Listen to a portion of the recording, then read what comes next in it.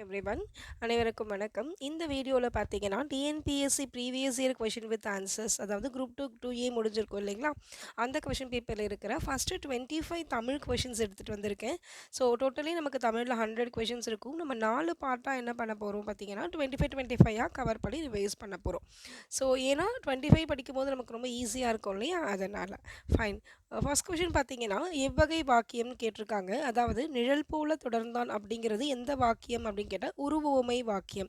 நிழல் போல தொடர்ந்தான் அப்படிங்கிறது உருவுவமை வாக்கியம். அப்புறம் பார்த்தீங்கன்னா ஒரு 2 கொஷினை சேர்த்து நான் கிளப் பண்ணியிருக்கேன். இது 2 கொஷினுமே ஓமையின் பொருள் கேட்டிருக்காங்க. அப்போ எடுப்பார் கைப்பிள்ளை அப்படிங்கிறது யார் எதை சொன்னாலும் கேட்டு நடப்பவர். ஆயிரங்காலத்து பயிர் அப்படிங்கிறது நீண்ட காலமாக இருக்கிறது இருப்பு. காணல் நீர் அப்படிங்கிறது இல்லாத ஒன்று. கம்பி நீட்டுதல் விரைந்து வெளியேறுதல். திரும்பவும் சொல்கிறேன், எடுப்பார் கைப்பிள்ளை யார் எதை சொன்னாலும் கேட்டு நடப்பவர். ஆயிரங்காலத்து பயிர் நீண்ட காலமாக இருப்பு. காணல் நீர் இல்லாத ஒன்று. கம்பி நீட்டுதல் விரைந்து வெளியேறுதல்.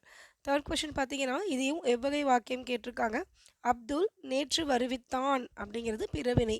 அப்துல் நேற்று வருவித்தான் அப்படிங்கிறது பிறவினையை குறிக்கிறது. ஓகே, ஒரு கொஷின் கொடுத்துட்டு இது எந்த வகையான வினா அப்படின்னு கேட்டிருக்காங்க. மாணாக்கர்களே உங்களுக்கு சீருடை இல்லையோ அப்படின்னு கேட்டிருக்காங்க. இது வந்து அவங்களுக்கு இல்லை அப்படின்னா நம்ம கொடுப்போம் இல்லைங்களா. ஸோ கொடை அப்படிங்கிறதுனால இது கொடை வினாவாகும். ஃபிஃப்த் கொஷின் பார்த்தீங்கன்னா விடைக்கேற்ற வினா. பரிவாதினி என்னும் மீனை பல்லவ மன்னன் மகேந்திரவர்மன் காலத்தில் இருந்ததாக கூறப்படுகிறது. அப்போ அதுக்கு எப்படி நம்ம விடை எழுதுவோம்? பல்லவ மன்னன் மகேந்திரவர்மன் காலத்தில் இருந்ததாக கூறப்படும் வீணை எது அப்படின்னு எழுதுவோம் இல்லைங்களா. இலக்கண குறிப்பு சிக்ஸ்த் கொஷின். உணர்த்தினேன் அப்படிங்கிறது தன்மை ஒருமை வினைமுற்று. உணர்த்தினேன் இல்லையா, தன்மை ஒருமை வினைமுற்று. ஏழாவது கொஷின் பார்த்தீங்கன்னா அகரவரிசை. அகரவரிசை நமக்கு தெரியும், தமிழின் எழுத்துக்களின் வரிசைப்படி நம்ம வந்து அரேஞ்ச் பண்ணுறது. தூய்மை திருவிளக்கு தவ பெருஞ்சுடர் தீவினை துன்பங்கள் தாய்ப்போல், இது கொஷனாக கொடுத்துருக்காங்க. ஸோ நம்ம இதில் தா எழுதுவோம், தவ பெருஞ்சுடர் தாய்ப்போல். அப்புறம் தீ திருவிளக்கு தீவினை, தூ துன்பங்கள் தூய்மை. ஓகேங்களா. வேர்ச்சொல் நைந்தான் அப்படின்றதுக்கு வேர்ச்சொல் பார்த்தீங்கன்னா நைந்து. நைந்தான் என்பதற்கு வேர்ச்சொல் நைந்து.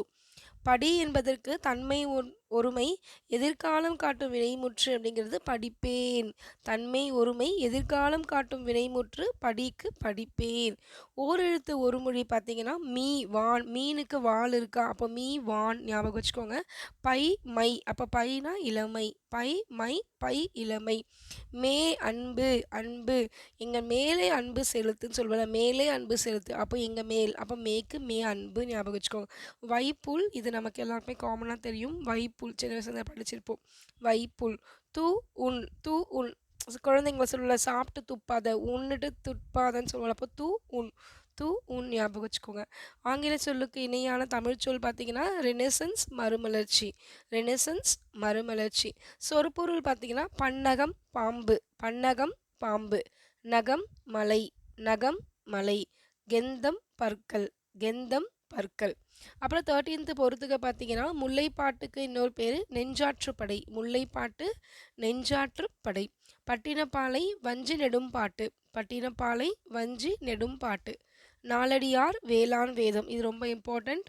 நாலடியார் வேளாண் வேதம். வெற்றி வேர்க்கை நருந்தொகை. வெற்றி வேர்க்கை நருந்தொகை இல்லையா. நம்ம வெற்றி பெற்றாலே பெரிய ஒரு தொகை ஒன்று கொடுப்பாங்கல்ல, அப்போ நருந்தொகை அப்படின்னு நம்ம வச்சுக்கோ. அப்புறம் நம்ம வெற்றி வேர்னாலே நமக்கு வாசனையாக இருக்கும் இல்லையா பிளான்ட்ஸில். ஸோ அப்போ அது வந்து பார்த்திங்கன்னா நருந்தொகை அப்படின்னு ஞாபகம் வச்சுக்கோங்க. தமிழ் தூதர் இன்னொரு பொறுத்துக. தமிழ் தூதரை தனிநாயகம் அடிகள்னு சொல்லுவாங்க. தமிழ் தூதர் தனிநாயகம் அடிகள். ஓகேவா.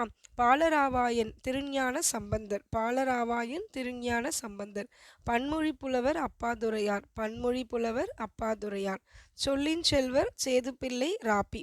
நம்ம குழந்தைங்க வந்து பார்த்திங்கன்னா சொல்கிறத கேட்பாங்கல்ல, அதை சொல்கிறத கேட்டால் செல்வம் அப்படின்னு சொல்லுவோம். அதனால் பிள்ளை சேதுப்பிள்ளை. சொல்லின் செல்வர் அப்போது பிள்ளை சேதுப்பிள்ளை ராப்பி. ஐம்பெருங்காப்பியம் என்னும் சொற்றொடரை தம் உரையில் குறிப்பிட்டவர் யார் அப்படின்னு கேட்டால் மயிலை நாதர். ஐம்பெருங்காப்பியம் என்னும் சொற்றொடரை தம் உரையில் குறிப்பிட்டவர் மயிலை நாதர். திராவிடம் என்னும் சொல் முதலில் குறிப்பிட்டவர் குமரிலப்பட்டர்.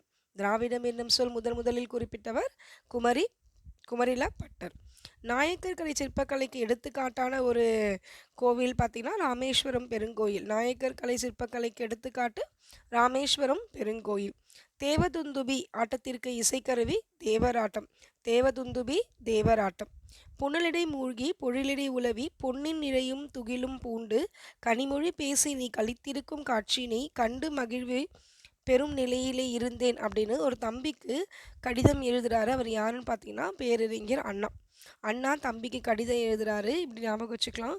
நீ சந்தோஷமா இருப்ப அப்படின்னு நான் நினச்சிட்டு நான் இங்கே ரொம்ப சந்தோஷமா இருக்கேன் அப்படின்னு வருது. கனிமொழி பேசி களினா மகிழ்ச்சி திரும்ப மகிழ்வி அப்படின்ற மாதிரி இருக்குது. இப்படி கூட ஞாபகம் வச்சுக்கலாம். அண்ணாக்கு 2 தங்கச்சி இருக்காங்க, பொன்னி கனி அப்படின்னு சொல்லிட்டு அவங்கள பற்றி இது எழுதுறாங்கன்னும் போது பேரறிஞர் அண்ணா ஞாபகம் வரும். குமரி கண்ட நோய்க்கு குமரி கொடு. இத்தொடரில் குமரி என்னும் மூலிகை கற்றாழையை குறிக்கும். குமரி என்னும் மூலிகை கற்றாழையை குறிக்கும். ஓகே ஆஸ்பிரண்ட்ஸ், நல்லா படிங்க. All the best. Thank you. Next வீடியோவில் பார்ப்போம். லைக் பண்ணி கமெண்ட் பண்ணுங்கள், சப்ஸ்கிரைப் பண்ணுங்கள் வீடியோ பிடிச்சிருந்தா.